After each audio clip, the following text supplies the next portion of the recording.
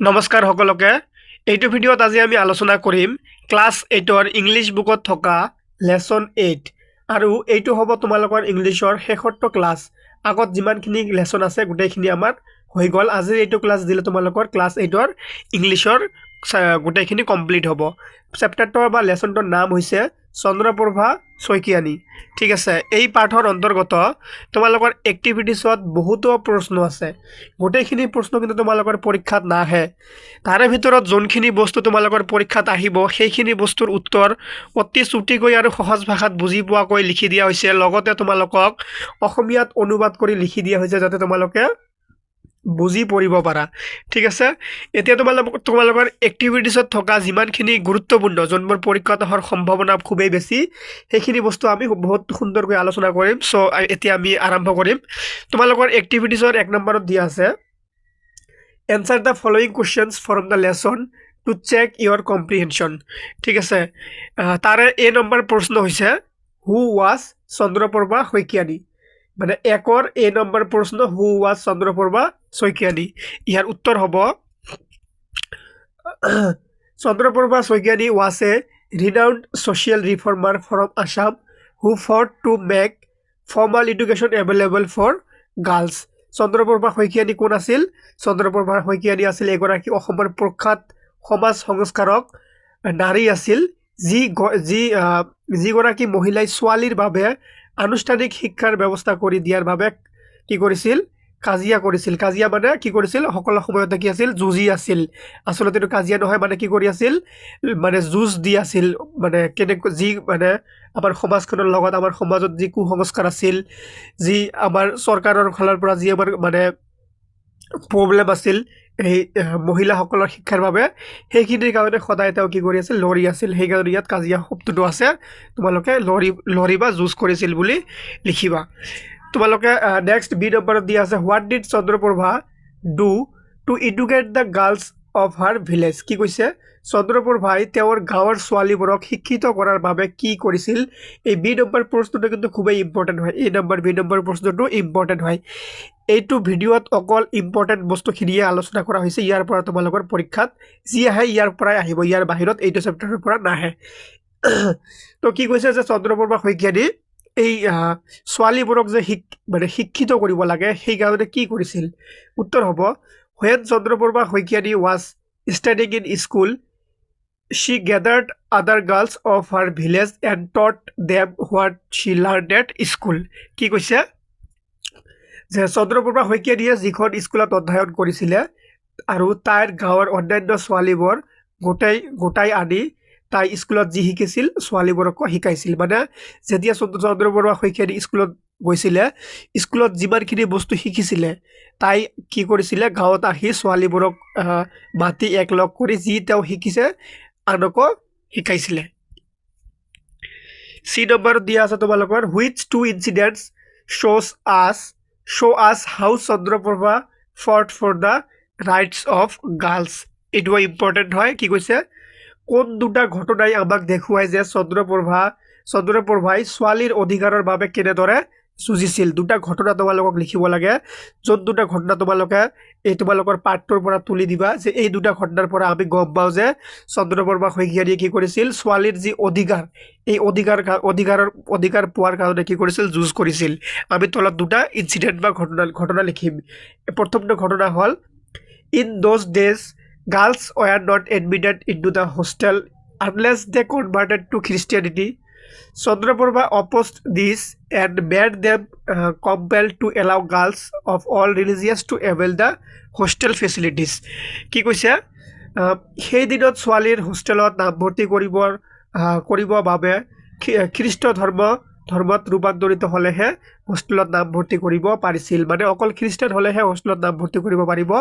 বেলেগ ধৰ্মীয় মানুহ হোষ্টেলত নোৱাৰিছিলে কিন্তু চন্দ্ৰপ্ৰভাই তাৰ বিৰোধিতা কৰিছিল আৰু সিহঁতক বাধ্য কৰিছিল যে সমস্ত ধৰ্মীয় ছোৱালীবোৰক ছাত্ৰবাসৰ সুবিধা গ্ৰহণ কৰি দিব তোমালোকে যেতিয়া এনেকৈ অসমীয়াত বুজি পঢ়িবা তেতিয়া তোমালোকে কেতিয়াও পাহৰি নাযাবা আৰু ক্লাছটো শেষলৈকে চাই থাকিবা তোমালোকক পুনৰবাৰ ৰায়মনা ক্লাছ আছে ইউটিউব চেনেলটোলৈ স্বাগতম জনাইছোঁ আৰু তোমালোকে এনেকৈ সদায় ক্লাছবোৰ পাই থাকাৰ কাৰণে তোমালোকে চেনেলটো ছাবস্ক্ৰাইব কৰিবা দ্বিতীয় নম্বৰ ঘটনাটো কি যে there was a custom in Assam in those days that women had to sit up behind a bamboo screen in the public meetings she demanded the removal of this kind of customs she also formed the first women's organization Assam Pradeshik Mohila Committee to work dedicatedly for the rights of the women কি কৈছে দ্বিতীয় number ঘটনাটোত কৈছে যে সেই দিনত অসমত এটা ৰীতি আছিল যে মহিলাবোৰে জনসমাৱেশৰ সভাত বহাৰ পৰ্দাৰ আঁৰত বহিব লাগিছিল তেওঁ এই ধৰণৰ প্ৰথা অপসাৰণ কৰাৰ বাবে দাবী জনাইছিল তেওঁ মহিলা অধিকাৰৰ বাবে নিবেদিতভাৱে কাম কৰাৰ কাৰণে প্ৰথম মহিলাবোৰৰ সংগঠন অসম প্ৰদেশিক মহিলা সমিতিও গঠন কৰিছিলে ঠিক আছে এতিয়া তোমালোকৰ নেক্সট প্ৰশ্ন তোমালোকৰ ডি নম্বৰ প্ৰশ্নত দিয়া আছে on what occasion did Chandraprabha Saikiani inspire women to come out from behind the bamboo screen কোন উপলক্ষে চন্দ্ৰবৰ্মা শইকীয়ানীয়ে মহিলাবোৰক বাহৰ পৰ্দাৰ আঁৰৰ পৰা বাহিৰত ওলাই আহিব অনুপ্ৰেৰণা দিছিল ইয়াৰ উত্তৰ হ'ব Chandraprabha Saikiani gave a very powerful speech and demanded the removal of the bamboo screen in the Assam Sahitya Sabha session held in 1925 at Nagaon district ইয়াৰ অনুবাদ কৰিলে কি হ'ব যে চন্দ্ৰবৰ্মা শইকীয়ানীয়ে খুব শক্তিশালী ভাষণ দিছিল নগাঁও জিলাত 1925 চনত অনুষ্ঠিত হোৱা অসম সাহিত্য সভাৰ অধিৱেশনত য'ত বাহৰ পৰ্দাৰ অপসাৰণ কৰাৰ বাবে দাবী কৰিছিলে এই গোটেইকেইটা প্ৰশ্ন তোমালোকৰ কাৰণে খুবেই ইম্পৰ্টেণ্ট হয় তোমালোকে ভালকৈ লিখি ল'বা আৰু লগত কিতাপখন লৈ বহিবা ই নম্বৰত দিয়া আছে what steps did Chandraprabha take to eliminate the caste system বৰ্ণচ্যুতি নিষ্কাশন কৰাৰ বাবে চন্দ্ৰবৰ্মাই কেনেধৰণৰ পদক্ষেপ উঠাইছিল ইয়াৰ উত্তৰ হ'ব যে Chandraprabha Saikiani was greatly affected by the deep rooted caste system in India as well as her own state Assam she wanted to abolish such kind of rules from the society so she fought for the entry of everyone irrespective of caste gender class into the famous Hoygrib Madhav Temple at Hajo in Assam কি কৈছে চন্দ্ৰবৰ্মা শইকীয়ানীয়ে ভাৰতত গভীৰ জাতিগোষ্ঠী তথা নিজস্ব ৰাজ্য অসমৰ দ্বাৰা ব্যাপক প্ৰভাৱিত হৈছিল তেওঁ সমাজৰ পৰা এই জাতীয় বিধি বিলোপ কৰাত চাইছিল বা খুজিছিল তেওঁ অসমৰ হাজোৰ বিখ্যাত হয়গ্ৰীব মাধৱ মন্দিৰ জাতি লিংগ আৰু শ্ৰেণী নিৰ্বিশেষে প্ৰত্যেকৰে প্ৰৱেশৰ পক্ষে কাজিয়া বা যুঁজিছিল নেক্সট প্ৰশ্ন দিয়া আছে what was Chandraprabha Saikiani's role in the freedom movement of India very important কি কৈছে যে ভাৰতৰ স্বাধীনতা আন্দোলনত চন্দ্ৰবৰ্মা শইকীয়ানীৰ ভূমিকা কি আছিল ইয়াৰ উত্তৰ হ'ব she was greatly inspired by Mahatma Gandhi's freedom movement so' she spread the message of khadi boycott of foreign clothes removal of untouchability banning of opium and other social evils কি কৈছে তেওঁ মহাত্মা গান্ধীৰ স্বাধীনতা আন্দোলনত অত্যন্ত অনুপ্ৰাণিত হৈছিল তেওঁ খাদী বিদেশী কাপোৰৰ বৰ্জন অস্পৃশ্যতা অপসাৰণ ড্ৰাগছ নিষিদ্ধকৰণ আৰু অন্যান্য সামাজিক কুফল সম্পৰ্কে বাৰ্তা দিছিল এতিয়া তোমালোকৰ 2 নম্বৰত দিয়া আছে যে work in pairs and complete the following sentence with information from the lesson কি কৈছে ইয়াত এটা বাক্য দিয়া আছে কিন্তু বাক্যটো আধা লিখা নাই আধা লিখিছে আধা বাকি আছে এই আধা বাকি থকাখিনি তোমালোকৰ এই পাৰ্টৰ পৰা উলিয়াই লিখিব লাগিব যে কি হ'ব ইয়াত মই ইয়াত তোমালোকৰ কিতাপৰ পৰা ডাইৰেক্ট ফটো উঠাই দিছোঁ কাৰণ তোমালোকে বুজি পোৱাত যাতে সুবিধা হয় আমি কিমান মেহনত কৰিব লাগে এটা ভিডিঅ'ৰ কাৰণে চ' তোমালোকে চেনেল ছাবস্ক্ৰাইব কৰিবা ভিডিঅ'বোৰ শ্বেয়াৰ কৰিবা লাইক কৰিবা ঠিক আছে চ' আমি তলত ইয়াত ডাইৰেক্ট উত্তৰবোৰ পঢ়িম এ নম্বৰৰ উত্তৰ কি হ'ব ডাইৰেক্ট পঢ়িম বিৰ উত্তৰ কি হ'ব ডাইৰেক্ট পঢ়িম ইয়াত মই তোমালোকক জাষ্ট তোমালোকে বুজি পোৱাৰ কাৰণে ফটো উঠাই দিছোঁ যে ইয়াত 2 নম্বৰৰ প্ৰশ্ন নম্বৰত কি লিখিব লাগে যে সেন্টেন্স এটা দিয়া আছে কিন্তু আধা লিখা আছে আধা লিখা নাই দেখা পাইছা তোমালোকে খালি এই খালি থকা বস্তুখিনি তোমালোকে পূৰ কৰিব লাগিব তোমালোকৰ পাঠৰ পৰা এই পাঠৰ পৰাই তোমালোকে আনি পূৰ কৰিব লাগিব এতিয়া উত্তৰ লিখিলে কি হ'ব এই নম্বৰত চোৱা তোমালোকে এই নম্বৰটো এইটো হ'ব এইটো তোমালোকে ডাইৰেক্ট লিখি ল'বা যে at the time when society did not allow young girls to step out home she fought for the rights of girls ঠিক আছে আধাখিনি ইয়াত লিখি দিয়া আছে ডাইৰেক্ট তোমালোকে নিজৰ কিতাপত ইয়াৰ পৰা লিখি ল'বা ঠিক আছে যিখিনি লিখা নাই ডাইৰেক্ট সেইখিনি কিতাপত লিখি ল'লে হ'ল তেতিয়া কি হ'ব তোমালোকৰ পৰীক্ষাত যোৱাৰ আগদিনা তোমালোকে এবাৰ দেখি গ'লে এনসাৰখিনি ৰেডি থাকিল তোমালোকে জাষ্ট এবাৰ দেখি যাবা তেতিয়া তোমালোকৰ সময় কম নষ্ট হ'ব বি নম্বৰটো কি হ'ব in those days girls school did not exist so Chandraprabha Saikiani went to the boys school and after school she taught other girls in her village what she learned at school ঠিক আছে কি কৈছে যে সেই দিনত কন্যা বিদ্যালয়ৰ কোনো অস্তিত্ব নাছিল মানে ছোৱালীৰ বাবে কোনো স্কুল নাছিল চন্দ্ৰপ্ৰভা শইকীয়ানীয়ে ল'ৰাৰ স্কুলত গৈছিল আৰু বিদ্যালয়ত তেওঁ যি শিকিছিল তেওঁ গাঁৱৰ অন্যান্য ছোৱালীবোৰক মাতি আনি সিহঁতক শিকাইছিল 3 নম্বৰটো কি হ'ব মই বাৰে বাৰে কৈছো ইয়াত কিন্তু আধাখিনি লিখি দিয়া আছে ডাইৰেক্ট এনসাৰ হয় ইয়াত তোমালোকে চোৱা সি নম্বৰৰ কিন্তু আধাখিনি লিখা নাই ইয়াত চোৱা সি নম্বৰ এইটো সি তোমালোকে দেখা পাইছা ইয়াত কিন্তু আধাখিনি লিখা নাই মই তলত কি কৰিছো ডাইৰেক্ট উত্তৰ লিখি দিছো সি নম্বৰটো কি হ'ব লিখিলে সম্পূৰ্ণকৈ লিখিলে এনেকুৱা হ'ব যে Chandraprabha and her sisters were awarded a scholarship to study in Nagaon mission school কি কৈছে চন্দ্ৰপ্ৰভা আৰু তেওঁৰ ভনীয়েকক নগাঁও মিছন স্কুলত পঢ়াৰ বাবে বৃত্তি প্ৰদান কৰা হৈছিল ডি নম্বৰটো কি হ'ব সম্পূৰ্ণকৈ লিখিলে in order to eliminate the evils of the caste system Chandraprabha fought for the entry of everyone irrespective of caste gender and class into the famous Hoygrip Madhav temple at Hajo কি হ'ব বৰ্ণ ব্যৱস্থাৰ কুফল কৰাৰ বাবে চন্দ্ৰপ্ৰভাই জাতি বৰ্ণ শ্ৰেণী নিৰ্বিশেষে প্ৰত্যেকৰ হাজৰ বিখ্যাত হয়গ্ৰীব মাধৱ মন্দিৰত প্ৰৱেশৰ বাবে তৰ্ক বিতৰ্ক কৰিছিল নেক্সট কি হ'ব being inspired by Mahatma Gandhi Chandraprabha joined the freedom movement and spread the message of khadi boycott of foreign তাৰপিছত কি কৈছে foreign clothes removal of untouchability banning of opium and other social evils অসমীয়াত বুজিলে কি হ'ব মহাত্মা গান্ধীৰ দ্বাৰা অনুপ্ৰাণিত হৈ চন্দ্ৰপ্ৰভাই স্বাধীনতা আন্দোলনত যোগ দিছিল আৰু খাদীৰ বাণী বিদেশী কাপোৰৰ বৰ্জন অস্পৃশ্যতা অপসাৰণ ড্ৰাগছ নিষিদ্ধকৰণ আৰু অন্যান্য সামাজিক কুফলৰ মাত্ৰা প্ৰচাৰ কৰিছিল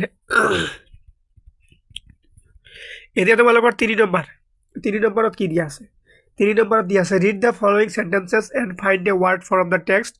to replace the underlined part কি কৰিছে তোমালোকক চোৱা ইয়াত এটা বাক্য দিয়া আছে এই বাক্যটোত এইখিনি বস্তু আকৌ কি কৰিছে আন্ডাৰলাইন কৰি দিছে এই আন্ডাৰলাইন কৰা বস্তুখিনি তোমালোকে চেঞ্জ কৰি বেলেগ লিখিব লাগে আনসাৰত গোটেইখিনি ঠিকই থাকিব অকল ইয়াত এনেকুৱা এটা শব্দ লিখিব লাগে যাতে ইয়াৰ লগত মিলি যায় কিন্তু এইখিনি উঠাই দিব লাগিব নতুন এটা শব্দ ইয়াত বহাব লাগিব ঠিক আছে আৰু তোমালোকৰ এই পাৰ্টটো ৰিলেটেড হ'ব লাগিব ঠিক আছে এতিয়া আমি তলত ডাইৰেক্ট এনসাৰ কৰিম এনসাৰ কৰিলে কি হ'ব এনসাৰ কৰিলে হ'ব এই যে এই নম্বৰত যদি তোমালোকে এইখিনি উঠাই দিয়া যে ফেমাস এণ্ড ৰেসপেক্টেড ইয়াত এই দুটা উঠাই দিয়ে যদি তোমালোকে ৰিডাউন দিয়া তথাপিও ইয়াৰ মিনিংটো সেম থাকিব ঠিক আছে তাৰপিছত তোমালোকৰ বি নম্বৰত চোৱা তোমালোকে বি নম্বৰত কি আছে কালচাৰেল অৰ ৰিলিজিয়াছ ৰেষ্ট্ৰিকশনস এই দুটাৰ ঠাইত তোমালোকে কি পৰিৱৰ্তন কৰিলেও সেম উত্তৰ থাকিব এইটো হ'ব টেবস ঠিক আছে এইটো হ'ব কি tabs she tried to get off all the cultural or religious restrictions against women that prevailed during those days তোমালোকে ইয়াত ঠাইত এইখিনি লিখি দিলে হৈ যাব ইয়াত কি কৈছে তোমালোকে যে যেখিনি আন্ডাৰলাইন কৰি দিয়া আছে এইখিনি পৰিৱৰ্তন কৰি বেলেগ কিবা লিখিব লাগে যাতে তোমালোকৰ এনসাৰখিনি ঠিকে থাকে উত্তৰটো মিলে মানে পৰিৱৰ্তন কৰাৰ পিছত উত্তৰটো মিলিব লাগিব ঠিক আছে এটা তোমালোকৰ সি নম্বৰটো কি হ'ব সি নম্বৰত দিয়া আছে Chandraprabha refused to accept the question the prevailing custom of women sitting behind bamboo skins in public meetings এতিয়া এইখিনি আমি কি কৰিব লাগে উঠাই দি বেলেগ কিবা বহাব লাগে কি হ'ব তেন্তে এইটো হ'ব চ্যালেঞ্জড এই বস্তুবোৰ তোমালোকে লগে লিখি লবা তেতিয়াহলে তোমালোকৰ মনত থাকিব আৰু পৰীক্ষাৰ আগত সময় কম নষ্ট হ'ব যেহেতু তোমালোকৰ এনুৱেলি পৰীক্ষা আহি আছে তাৰ পিছত কি দিয়া আছে she was strong in her attitude against society's restriction and her protest against the norms of society was not confined to a particular incident এইটো পৰিৱৰ্তন কৰিলে কি হ'ব, এইটো পৰিৱৰ্তন কৰিলে ষ্টোনছলি হ'লে হৈ যাব।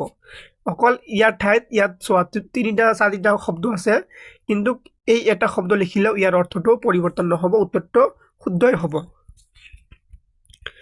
ডি নম্বৰত দিয়া আছে তোমালোকৰ, whenever she saw any injustice her desire to resist authority rose to the